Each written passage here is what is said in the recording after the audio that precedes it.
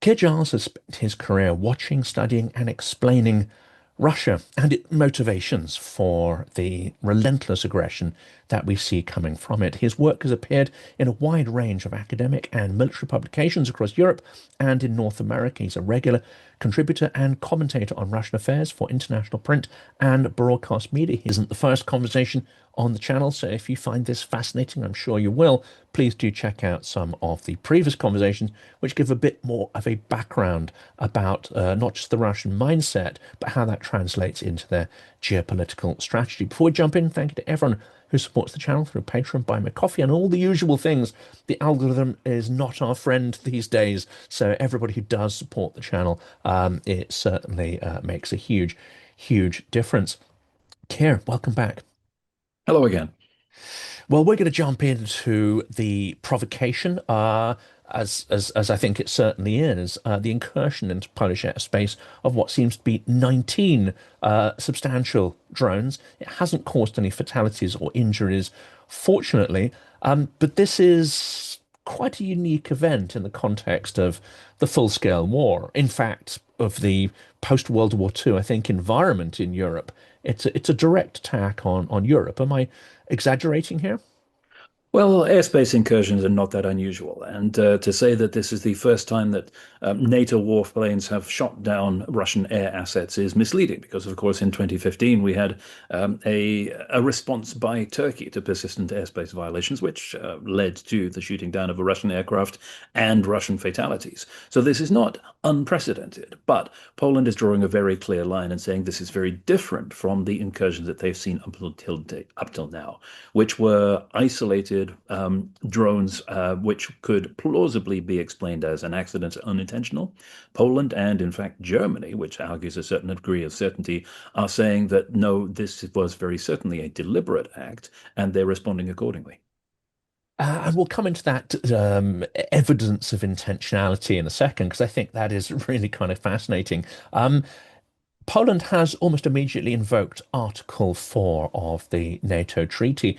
Do you see that as a strong, decisive move? And actually, what are the implications of Article 4? We're slightly more familiar with Article 5, although as we met some time back, I don't think many people actually understand the obligations that underpin Article 5 and how much sort of voluntary action is there. What does Article 4 actually mean?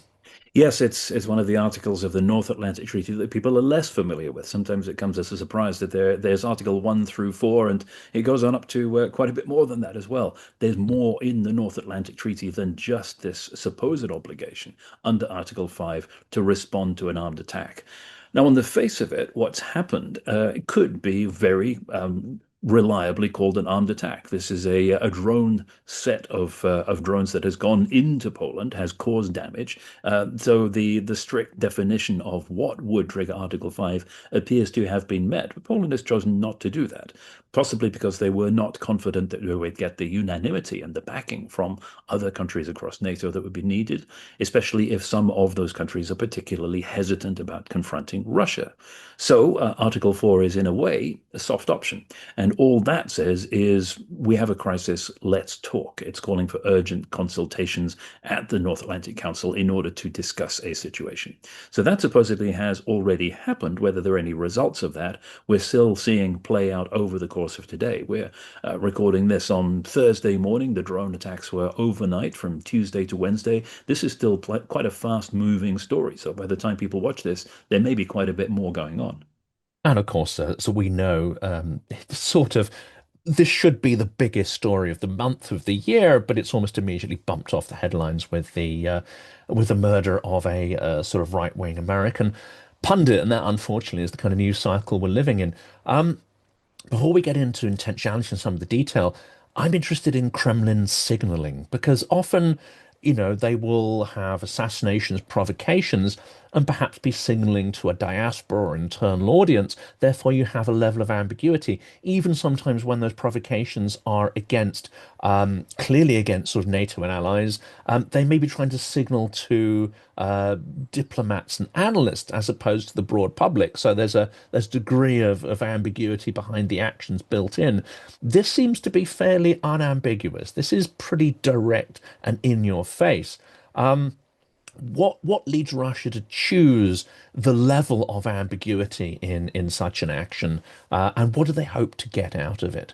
Well, we should talk about two separate things here. First, the incident itself, the drones arriving in Poland, and second, how the Kremlin is playing it, and indeed how Belarus is playing it, because that is an important factor here. Let's not forget that in order to reach Poland, these drones have to cross either Ukraine or Belarus, so Belarus is involved whether it likes it or not. And the reaction from the Kremlin, from the Russian state media organizations, is one of the factors that is leading people to suspect that this may not necessarily have been an intentional act. And that's not because of the routine Kremlin denial, it's the way in which those denials are delivered. Ordinarily, when Russia does something heinous, if it is intentional, it is ready with a series of disinformation narratives or a justification, but the state media apparatus and the information warriors are primed and ready to go. And that includes, of course, not just those within Russia, but the agents of influence and sometimes even the useful idiots abroad know what the justification is or the alternative excuse blaming somebody else for it. Here, by contrast, we had silence and then a slightly confused and ambivalent response from Russia, which is more typical of situations when Russia itself has been taken by surprise. Meanwhile, you also had Belarus frantically waving and saying, look, sorry, there's a problem. It's a mistake, nothing to do with us. So all of that together suggests that at least at some level, this was not something that Russia was prepared for happening. Now, there's a whole lot of other evidence that will no doubt continue to emerge, which will argue for the intentionality or otherwise of what went on. But the electronic warfare experts have suggested that it is not totally implausible, at least not as implausible as some other Russian cover stories, that what Belarus has said is in fact not far from the truth, that these drones went off course because of electronic countermeasures or because of a mistake. That's been ruled out by people who say that the numbers that are involved and the duration of the attack lasting up to 7 hours means that this couldn't possibly be an accident. But if you look at a map and look at the trajectories from launch sites to where they end up, in very simplistic terms, it's only a deviation of about 5 or 10 degrees from the overall course that takes you from landing on a target in Ukraine to crossing Belarus and ending up in Poland.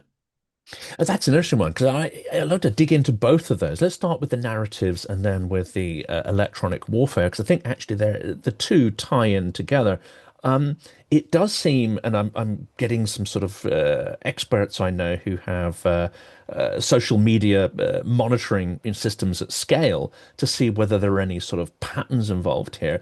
But there does seem to have been a spike, especially in the Polish language, attributing the fact that these drones ended up in Poland down to Ukrainian electronic warfare interference. So there's a certain sort of directed spike of narratives that emerge almost immediately, which, and we'll come to whether there's any validity in electronic warfare argument shortly, but there's maybe some indicators of highly targeted, narrative manipulation, particularly focused on Poland.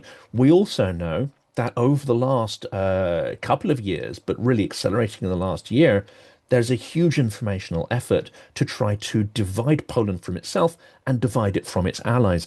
We see the weaponization of historical narratives, some of it mythologized, some of it highly, let's say, editorialized and selective. And indeed, there has been something of a collapse in support for Ukraine and Poland.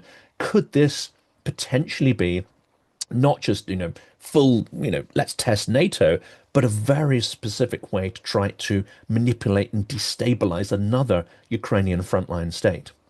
Well, absolutely, of course, it could. But let's take that apart one by one. So, when we say that there is a spike in information activity on social media almost immediately, it's worth looking at when exactly that was, because almost immediately, in the context of a 7 hour long attack and then a prolonged silence from Russia, begs the question, did this happen as a result of Belarus releasing that information and it becoming widely known that this was the Belarusian national angle, or was it much later when Russia itself appeared to wake up and design its story? Now, those are important contextual moments for figuring out exactly what has been going on.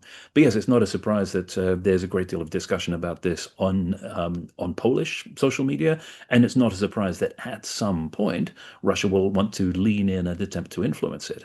And of course, the opportunity to disengage Poland from Europe, from NATO, to set Poland against its allies and friends is one of the opportunities that arises for Russia from this, whether or not it was intentional. In some ways, the intentionality is a distraction from the real issues here. Russia wins from this. Russia gains a lot of information and knowledge and understanding of how Europe will respond, how Poland can respond, whether it has the capacity to deal with this, what the United States is going to do. All of this is beneficial for Russia right up to the point where Europe or NATO or the United States decides to do something that is actually uncomfortable for Russia. And there's no indication yet that that is happening at the moment. And the US is especially important here, isn't it? Because out of all of the Western leaders, it seems that only Alexander Stubb of Finland, because of his penchant for golf, it seems, and Polish politicians because of the influential votes of the sort of Polish diaspora in the US. Only those segments seem to really have the ear of Trump. If we are going to be conspiratorial, this would be an ideal test to see how committed the US is to any kind of robust action in Europe, or whether it really has ceded European territory mentally as a kind of zone of influence for the Eurasian empire, which Russia is trying to build. I don't think you have to be conspiratorial at all to see that this is part of the probing and testing program that Russia has undertaken. Because let's put it again in context of what's been happening over the last few weeks, doing things which ought to be unacceptable even on a greater scale than they have done previously. The destruction of the damage to EU buildings in Kiev, the attack on the British Council, the attack on a US-owned factory, looking for an American response and not finding it. So if this was an intentional test, then what Russia needs to find out is how the United States is going to respond. Because if Donald Trump remains passive and compliant, as he has been up until now, then that means Russia can be reassured that the United States is not going to be an inconvenience in its plans for Eastern Europe. Let's turn to the electronic warfare, and then we'll get back to whether this is perhaps a series of escalatory steps. So, some of the people I've spoken to, I know quite a few people in unmanned systems forces in Ukraine have said that using the sort of standard electronic warfare that is common in almost all Ukrainian battalions, you would see a different behavior from drones if they came under the influence. So, they would, once they're affected by electronic warfare, and while they're still under the influence of that, they would basically stick to the course that was sort of coded in when they, suffered that interference. So you wouldn't expect to see maneuver, you wouldn't expect to see a change in altitude. They would simply carry on with their course until they got an alternative signal, either from a satellite or they broke out of that electronic warfare. Then they would resume their standard trajectory. It seems from early indicators that many of these drones were making course corrections and altitude corrections, and that again, standard Ukrainian EW is hardly likely to work, further than a sort of 50-kilometer radius. So some of that anecdotal evidence, based on standard EW, suggests that this is entirely intentional. That's not to preclude that there might be some other sorts of EW that we don't know about. But what are you hearing in that respect? Well, all of this is useful data, but the picture is still incomplete. We don't have the full information on the trajectories of these drones. We don't know exactly what drones they were. We've got partial information coming out. We don't know exactly how they were impacted by whatever was going on. And without all of that information to put together with the expert witnesses who understand the capabilities, what Ukraine can actually do, at least those publicly disclosed capabilities, as he said, it's impossible to reach a definitive conclusion. What we do have is Poland, which obviously has a vested interest in making sure that this is unambiguously presented as a an intentional act, but also Germany, which would ordinarily be very hesitant about attributing something without cast iron confidence, saying very clearly that their research indicates that this was a deliberate act. Now, we're also expecting later on today to hear input from SACEUR, from the US general that's in command of European Command and the NATO Supreme Military Commander, who may add something which is useful and tangible about what exactly has happened, or he may not. But still, all of this information is going to continue to trickle out over the next days and potentially longer than that. And if we do take this as, and I think we should be, if we're being cautious, we should say that there's a possibility this is a series of escalatory steps. And even if it isn't, we should perhaps still take measures that are based on the assumption that it is, because that's the safest course of action. Do you see any sort of pattern of increased testing of Western resolve? One would think, in particular, the jamming of Ursula von der Leyen's plane last week, and then the very blatant strikes against Western assets in Ukraine. There's the US investment, there's the British Council, the European Bank of Reconstruction and Development, and the European Union offices. If we are to take this as a series of steps, getting ever more, let's say, inflammatory, then there is a pattern there that could build up to that. Well, we shouldn't limit this to just the last few days and weeks. The pattern of Russian testing of Western resolve, excuse me, goes back decades. And we should put this in the overall context of Russia probing the boundaries of what is acceptable and not actually finding them, and therefore deciding that more and more provocative acts are actually possible without triggering that Western response that Russia might once have been concerned about. So within that context, of course, this is something which not so long ago would have been entirely unthinkable, but now already is practically in the mainstream of what Russia does. And the real test of when these so-called salami tactics, declaring war a slice at a time, actually trigger a response is, of course, down to the victim of it. And Poland has decided very clearly that this is the point where they need to draw a line, make a stand, and say this is unacceptable and cannot go any further. But of course, we're already a long way down the track to Russian hostile actions being normalized. You mentioned the supposed interference with von der Leyen's aircraft. That comes in the context of electronic warfare being waged against huge swathes of Eastern Europe with no response from Europe whatsoever, but it just becoming accepted and normalized and internalized by people who are flying across the region. I mean, the figure I read was 123,000 flights affected since January this year alone. So it's an extraordinary sort of scale of impact. So should we expect, if this was an intentional act by Russia, then should we expect two things? One is for such attacks to become routine if they go unresponded, but we should also expect them to get worse because they've tested this boundary, then surely they're going to want to test other boundaries. Well, again, this depends entirely on the response from Europe, from NATO, from the United States. That is what will determine what Russia does next. And for that reason, again, it simply doesn't matter whether this was an intentional act or not, because the response has to be the same in either case in order to demonstrate to Russia that this should not happen again, rather than encouraging Russia to think, well, actually, we can do this and get away with it, and next time doing it more and bigger and very overtly and deliberately, because they've been given the permission to do so by Western inaction. So yes, it's absolutely vital that there is a response which is uncomfortable for Russia, and that means, of course, not just diplomatic niceties and expressions of concern, but something that actually makes a difference.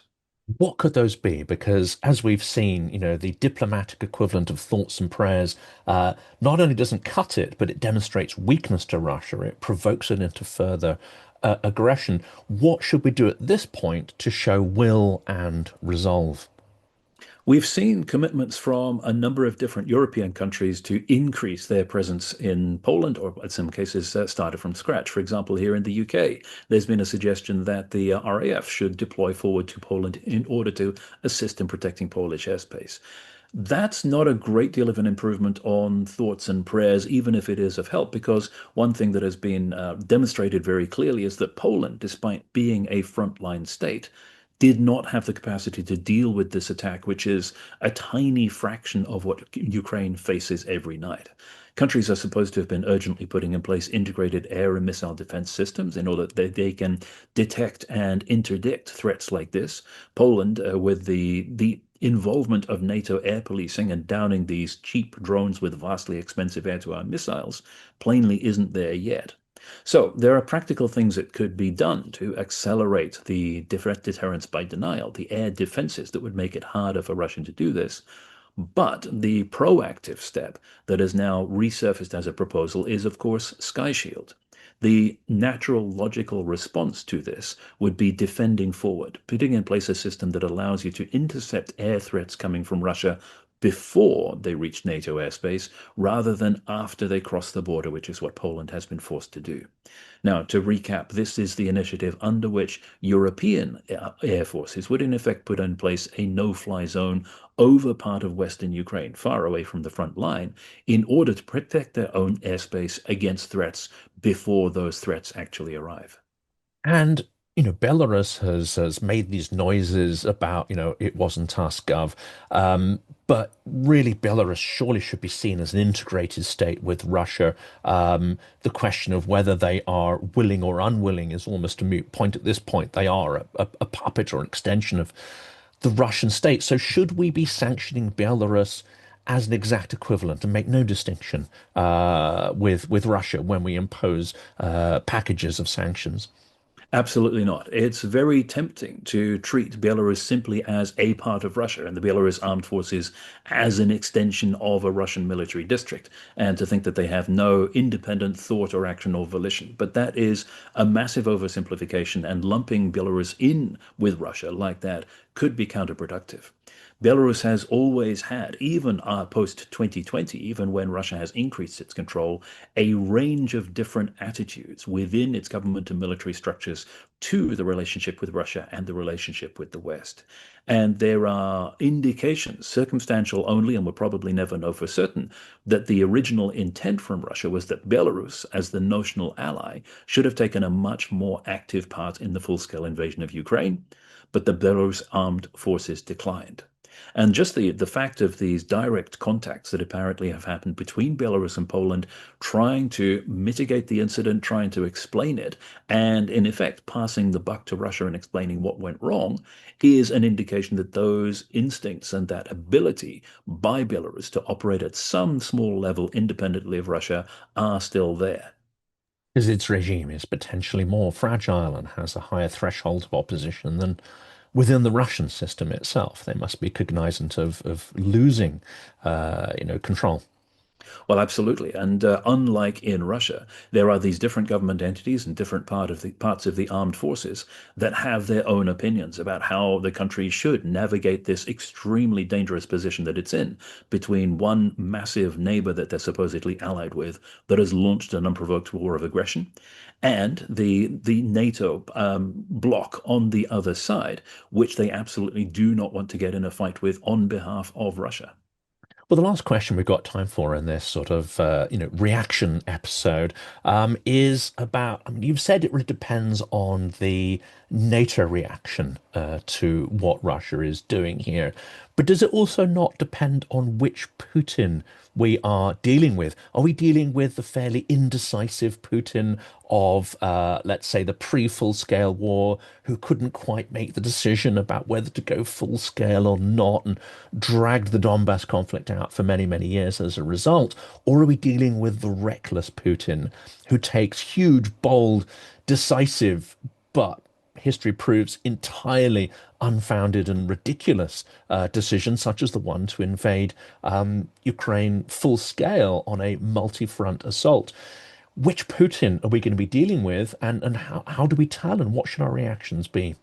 Well, again, I think by this stage, it doesn't matter nearly as much. That might have been a very valid question at the planning stage of this operation, if it was indeed intentional. But now that we are in the phase of this evolution where everything is down to NATO, to the United States, to Europe, to Poland for how they respond, then Putin can just sit back and cherry pick the benefits to Russia that emerge from that, which of course are, as we talked about earlier, substantial if there isn't a robust response from any of those other actors. But if there is, if they do actually do something, then we're into the territory where how exactly Russia deals with that and how Putin chooses to respond to something uncomfortable is a much more open question. But when we get to that point, if we do, and I'm not particularly confident that we will, that's when we have to open up the questions of when exactly and how exactly Putin might make his next move. For the time being, without that firm positive reaction and response from the West, the course for Russia is fairly clear. Do more of the same because there's plainly not a downside.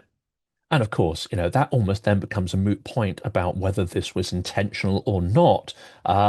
It still gives valuable information to Putin based on our response to it and could, be used in the calculus of his next moves. That was going to be the last question. Unfortunately, your answer has triggered a very quick other one, which is what could we expect next? Because there's been a lot of discussion. Indeed, we talked about this in a previous episode. A challenge to the Suwalki Gap, taking a bunch of Finnish unoccupied territory somewhere, or making maritime incursions. What could we expect as a next, stage of this escalation? Well, this is the constant question, always. For the last decade plus, we've been talking about what is Russia's next move. And the answer is still the same. It depends. It depends not only on the military balance of forces, it depends not only on where Russia sees an opportunity, it depends on the return on investment for Russia of doing something that's objectionable somewhere in Europe. And this, again, we've talked about this before, need not necessarily be just in the frontline states, need not be somewhere within direct land reach of Russia, because Russia's problem is not the existence of those small countries next to its periphery that it wants to dominate and govern from Moscow. It is the problem instead of the international system that keeps them sovereign and independent. So if Russia finds another way of targeting that system, of targeting, for example, NATO unity or the resolve of Western Europe to come to the aid of Eastern Europe, then that is potentially even more effective.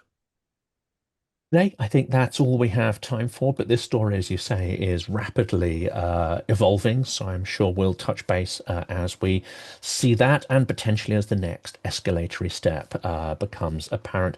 Keir, thank you so much for agreeing to jump on at short notice. It's always a tremendous honor, but also incredibly insightful having these discussions. Thank you very much. Thank you, Jonathan.